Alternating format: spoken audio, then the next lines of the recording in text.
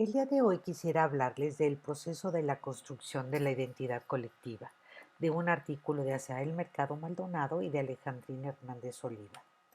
Estos autores nos comentan que uno de los efectos sociales de la modernización es la transformación del proceso a través del cual los sujetos nos vinculamos con el grupo al que pertenecemos. La identidad colectiva suponía antes la imposición y la transmisión de los rasgos culturales del grupo. Pero hoy día, en un contexto social actual, los sujetos estamos adscritos a diversos grupos y eso dificulta el sentido de pertenencia, ya que los sujetos, a través de sus múltiples interacciones cotidianas, van seleccionando los repertorios culturales que responden a sus intereses y aspiraciones personales. Es un hecho que el proceso de globalización ha generado nuevas identidades, pero al mismo tiempo ha reivindicado lo propio. Y es por ello que la identidad colectiva se convierte en una construcción subjetiva y cambiante. El término de identidad se incorporó al campo de las ciencias sociales a partir de las obras del psicoanalista austriaco Erik Erikson, quien a mediados del siglo XX empleó el término ego-identidad en sus estudios sobre los problemas que enfrentan los adolescentes. La identidad, sabemos, supone un ejercicio de autorreflexión, a través del cual el individuo tiene conciencia de lo que es como persona. Como el individuo no está solo, el autoconocimiento implica reconocerse como miembro de un grupo, lo cual a su vez le permite diferenciarse de los miembros de otros grupos. La sociología y la antropología abordan la dimensión colectiva de la identidad. Henry Tagfeld desarrolla una teoría definiendo la identidad social como el vínculo psicológico, lo que permite la unión de la persona con su grupo, y que para lograr ese vínculo la persona debe reunir tres características. Uno, percibir que pertenece al grupo. Dos, ser consciente de que por pertenecer a ese grupo se le asigna un calificativo, ya sea positivo o negativo. Y tercero, sentir cierto afecto derivado de la conciencia de pertenecer a un grupo. Si nos fijamos, la pertenencia es el ingrediente esencial y podemos concluir que la identidad social es producto del binomio pertenencia-comparación. La identidad social es producto, decíamos, de esta pertenencia y comparación.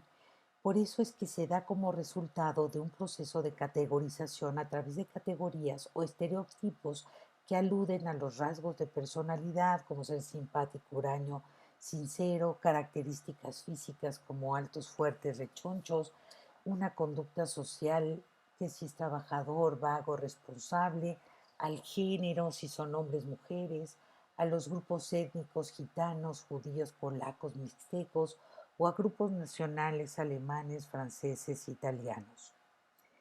Los autores comentan que a partir del siglo XIX se estudia la identidad relacionada con los tres componentes de la etnia, que son raza, lenguaje y cultura, solo que el trabajo antropológico centró su atención en la elaboración de etnografías de comunidades, especialmente indígenas, en las que se buscaba describir los aspectos de la comunidad, la situación geográfico, el histórico, el político, el económico y por supuesto el cultural, es decir, su religión, la lengua, las tradiciones, las costumbres, mitos, leyendas y fiestas propias de cada lugar.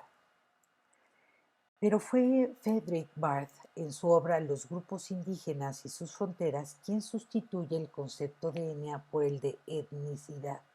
La etnicidad es una categoría que implica abordar a las comunidades ya no desde el punto de vista externo del observador, sino a partir del punto de vista interno, o sea, desde la perspectiva de sus miembros.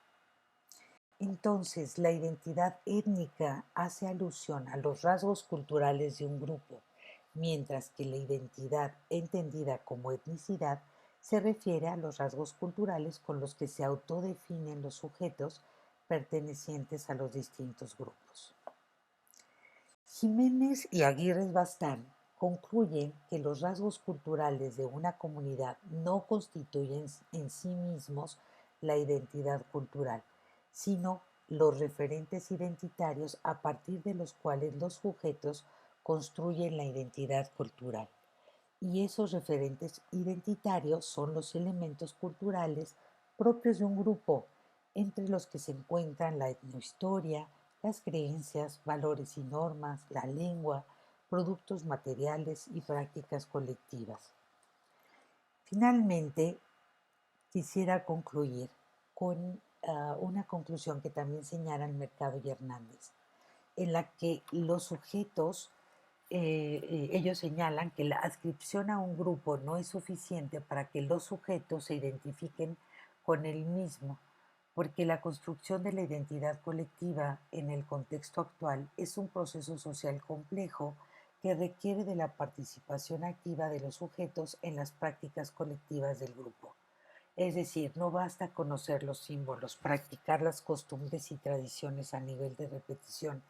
Es necesario que los sujetos le atribuyan sentido a los repertorios culturales, no porque oficialmente lo sean, sino porque realmente tienen significado en sus vidas, es decir, que les sirvan para definirse a sí mismos y para explicar y crear y explicar la realidad y guiar sus acciones.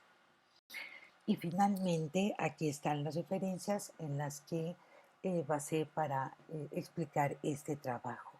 Muchísimas gracias por su atención.